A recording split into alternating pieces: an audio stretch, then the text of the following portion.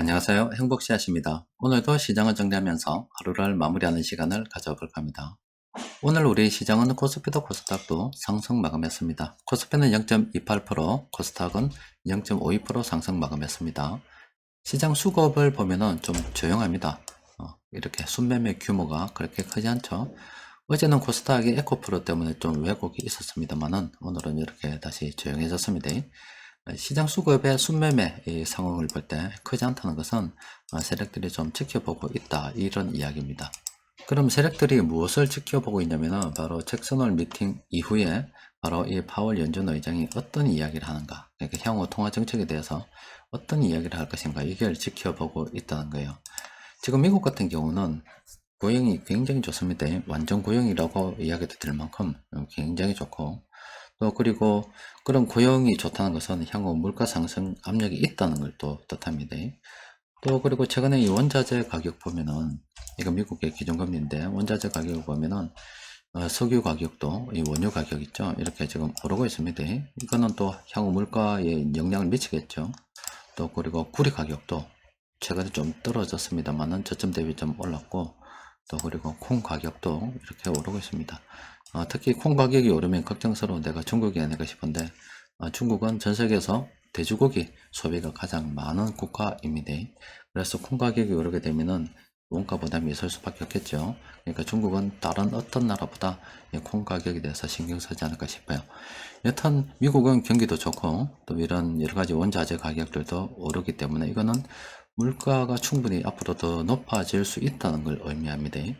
그래서 아마 통화정책에서 이번에 뭐 9월달 이 기준금리 이런 걸 떠나서라도 향후 방향은 쉽게 기준금리를 내리기 어렵지 않겠나, 이렇게 저는 일단 예상이 됩니다. 그러니까 매파적인 발언을 할 거고, 또 그리고 금리를 어떻게 되면 좀 더 올릴 수도 있지 않겠는가. 왜냐하면 이렇게 경기도 좋고 원자재 가격, 이게 물가를 높일 만한 요인들이 많이 있기 때문에 지금까지 예상했던 것보다 기준금리 상단을 갖다 좀 더 높인다, 이런 발언도 할 수 있지 않을까 이렇게 생각이 됩니다.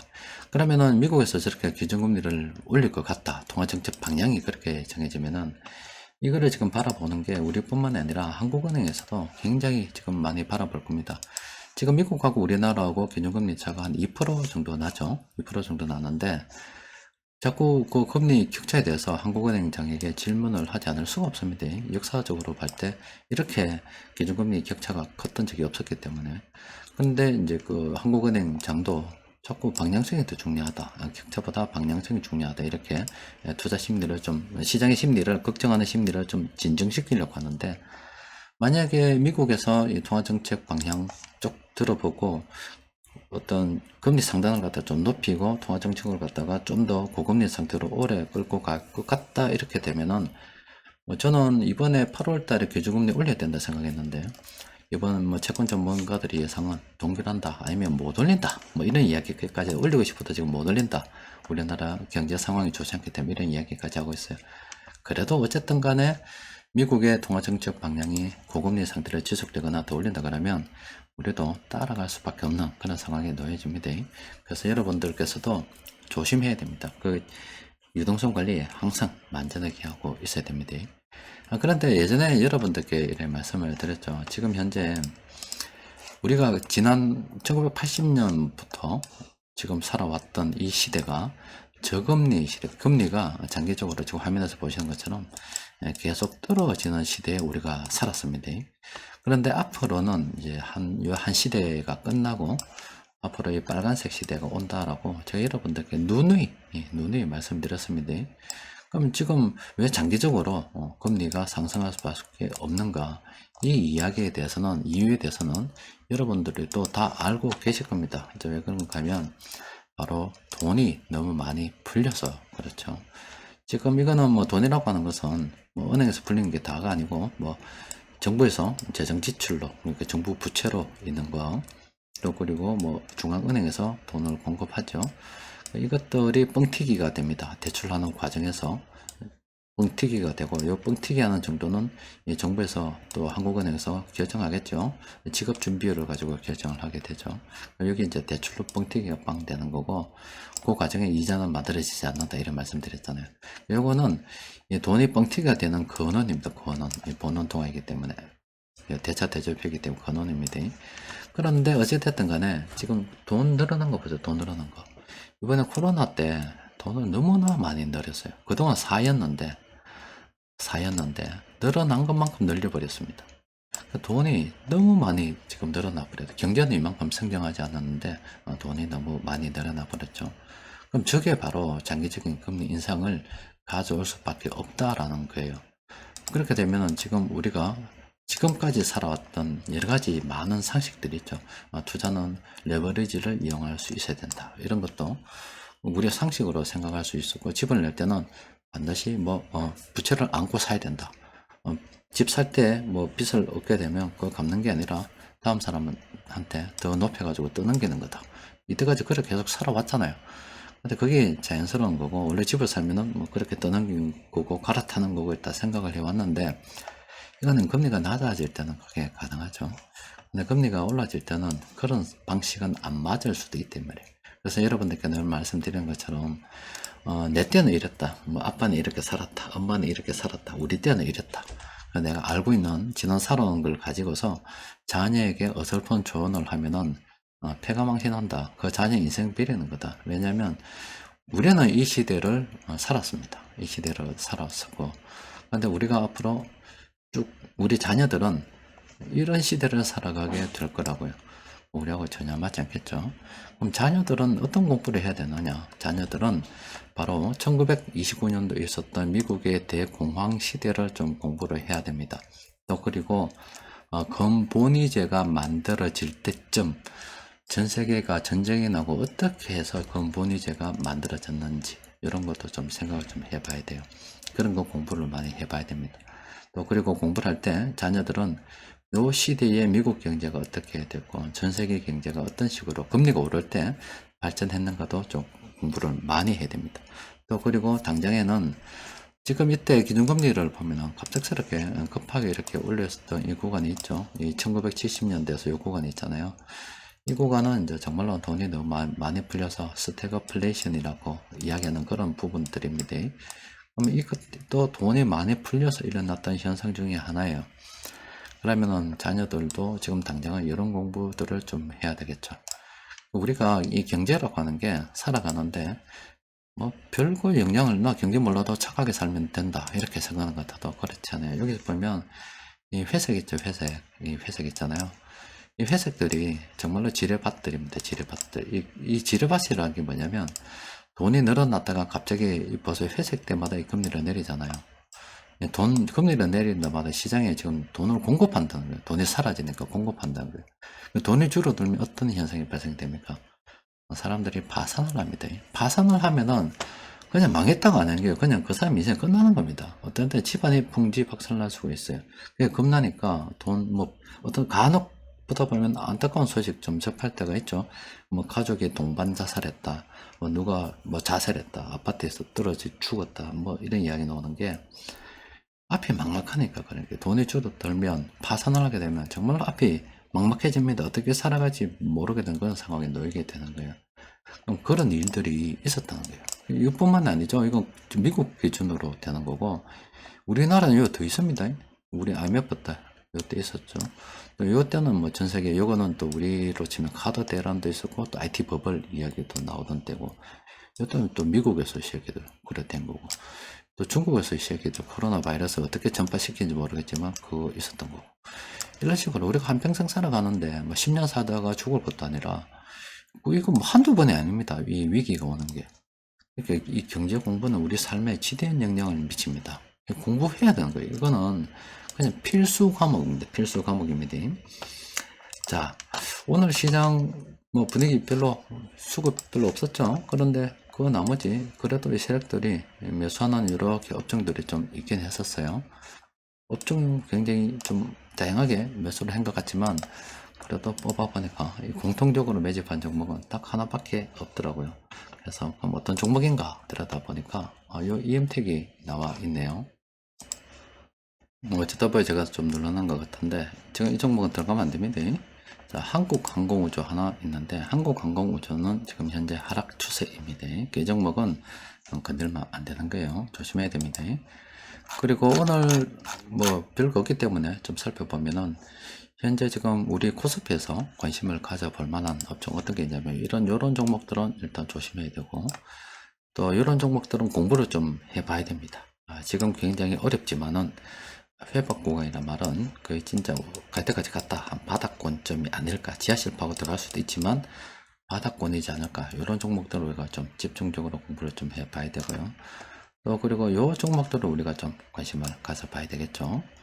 또 그리고 이 코스닥에서는 관심을 가져볼 만한 게 요것들은 좀 바닥이 아닐까 생각하면서 공부를 좀 해봐야 되고, 이런 종목들 우리가 관심을 좀 가져봐야 됩니다. 시장 전반적인 분위기 사용자마다 조금씩 달라요. 보면은 일단은 크게 보면 코스피, 코스닥 봤을 때 그래도 하락 추세인 종목들이 많다. 현재 시장 분위기는 좋지 않다. 그런데 상승 추세 보면은 이 금융기기보험 쪽으로 관심을 가져한 데가 좀 있고, 의료정밀 의약 쪽으로 좀 있고, 이 정권 쪽도 조금 있다.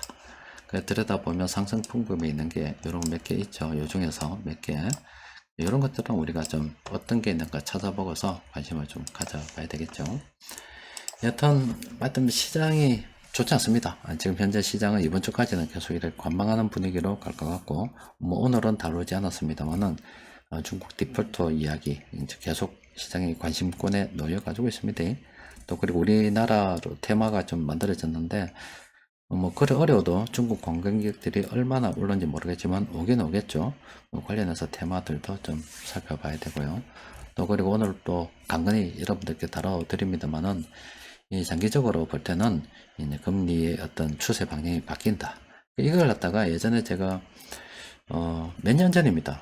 2000 박근혜 정권 때니까 그때 제가 오래 거래했던 그 세무사님께 이런 말씀 드렸어요. 앞으로는 아마 장기적으로 금리가 인상되는 시대가 오지 않을까 이렇게 예상을 합니다 라고 했는데, 그 세무사님은 관심이 없더라고요. 왜 관심이 없냐면 그래 오래 살지도 않을 거고 평상시에 관심도 없고 지금 당장 내 돈벌이에 뭐지 크게 영향을 미치지 않기 때문에 관심이 없으시더라고요. 근데 이런 이야기를 해도 대부분의 사람들이 아마 관심이 없을 거예요. 뭐 금리가 앞으로 뭐 지금 1980년도부터 시작해서 거의 50년간 지금 하락을 했다. 그럼 앞으로 고물가 고금리 시대가 열린다라고 했을 때 과연 이 이야기를 귀담아 들을 만한 사람이 몇 명이나 되겠어요. 그래서 뭐 어쩌라고 뭐 내하고 뭔 상관이 있는데 이래 생각을 하실 거예요. 그런데 그게 그렇지 않습니다. 그거는 내하고 상관이 없을 수도 있지만 뭐 살 날이 얼마 남지 않은 사람들한테는 전혀 상관이 없는 이야기일 수 있지만 아직 좀 더 살아야 되고 우리보다 더 살 날이 많은 우리 자녀들에게는 굉장히 중요하다고요. 그래서 예전에 여러분들 카페에 말씀드렸을 때 우리 저 집사람 친구 딸이 런던에 그 정경대학교 갈 때 선택 잘했다라고 이야기한 거예요. 간 김에 차라리 그쪽에서 케인즈 공부해라. 케인즈 공부해라. 케인즈 시대가 다시 열릴 수도 있다. 그럼 이 돈 많았던 거 한번 정리는 되겠죠. 딱 정리가 되면은 민간에서 돈이 없어졌을 때 끌고 나가는 것은 바로 정부가 좀 주도적으로 끌고 나가야 돼요. 그러면 지금 하이에크 시대가 이제 다시 이제 저물어 가는 거예요. 그러면 케인즈 시대가 도래할 것이기 때문에 이왕 공부할 거 케인즈 공부해 나면은 앞으로 네 인생에 도움이 될 거다. 이런 이야기를 한 적도 있어요. 그럼 이런 하이에크 시대가 이제 서서히 이제 끝나간다는 것은 또 정치적으로 볼 때는 우리가 시장 경제라고 하는 거, 뭐 대처리즘, 뭐 레글로믹스 이런 거 여러분들 많이 들어보셨죠? 그게 이때 나온 게 이때 시대가 바뀔 때 나왔던 이야기들입니다. 그걸로 우리가 작은 정부 이야기도 하고 뭐 이야기했잖아요. 앞으로는 큰 정부의 큰 정부. 그럼 정치적으로는 어떻게 되는 거예요? 큰 정부를 원하는 사람들이 유리하겠죠. 그러면 큰 정부를 원하는 게 뭐예요? 정치적으로 봤을 때는 좌파입니다. 좌파가 훨씬 더 유리하다고.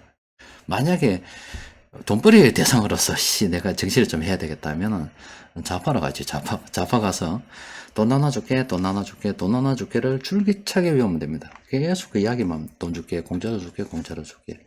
정부에서 다 해줄게. 그런 이야기하면 돼요. 그게 우스갯소리입니다만은 시대가 바뀌고 있다는 거예요. 이 시대가 우리가 레이거노믹스고 뭐 대처리즘이라고 하고 시장 경제 이야기하고 뭐 그런 이야기들 있죠.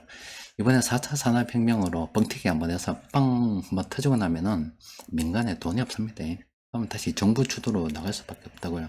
우리가 지금 시대가 바뀌는 걸 살고 있어요. 우리가 이게 밀레니엄 시대라고 해서 1999년도가 되면 진짜 세상 망한다고 한번 시끄럽던 적이 있었죠. 컴퓨터가 뭐 0하고 1밖에 인식하지 못하기 때문에 뭐 큰일 난다, 이런 우리 세계 말을 한번 경험했었잖아요. 또 그리고 그 이전에도 좀 그런 적이 있었어요. 그러니까 학교 안 오고 막 세상 망한다고. 또 그 이후에도 또 뭐 마약 달력을 보니까 계산이 잘못됐더라, 마약 달력이 뭐 이걸로서 끝나가지고 세상에 종말이 온다, 또 그런 이야기를 한 적도 있잖아요. 살다 보니까 별 이야기 다 듣고 이렇게 흘러갑니다. 하는데 여튼 뭐 여러분들께 우스갯소리 이런저런 이야기 했습니다만은, 이 경제를 알면서 시대가 어떻게 흘러가는지를 아는 것은 굉장히 중요하고, 특히 우리 자녀들에게는 진짜 중요합니다. 또 우리한테도 중요해요. 우리가 뭐 별거 아닌 것 같아도 뭐 우리가 사는데 이게 뭐가 중요하나 싶어도 거품이 터졌을 때 일본 똑같은 일이 지금 우리 앞에 남아 있다고요. 일본 잃어버린 몇십 년 이야기는 이거. 지금 우리가 이 정점을 향해 가고 있는 거예요. 돈을 많이 풀려가지고 기술 발전이 일어나게 되면 1910년도 뭐 20년도 미국에서 있었던 뭐 대량 생산 그런 시대, 지금 우리가 지금 AI 때문에 사람들이 예전만큼 일을 안 해도 된다, 이제 물류도 점점 사람이 필요 없어지게 되는 거죠. 시대가 변하잖아요. 기업 이윤이 늘어날 수 있는 마지막 지금 우리가 피날레를 한번 지금 경험할 수 있습니다. 그럼 그 이유는 뭐라고요?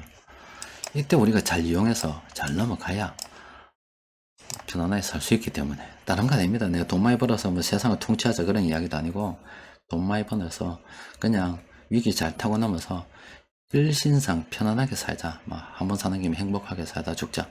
살다가 돈 없어서 그래 되면 그만큼 비참한 일이 없다. 가난을 경험하지 않은 사람들은 가난을 낭만으로 생각할 수도 있어요. 낭만으로.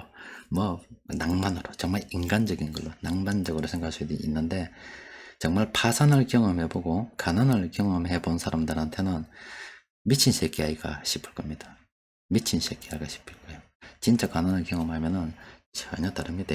저도 이제 살다가 어려운 적도 있었고, 또 그리고 저희 집 자체가 원래 가난했었기, 태어날 때부터 초가집에서 태어난 놈이라서 가난하게 쭉 살아왔기 때문에 가난이 무엇인지 누구보다도 잘 압니다. 그렇기 때문에 경제 공부를 하고 가난해지지 않기 위해서도 열심히 노력하고 열심히 사는 거죠. 자, 오늘은 여기까지 정리하도록 하겠습니다. 이상입니다.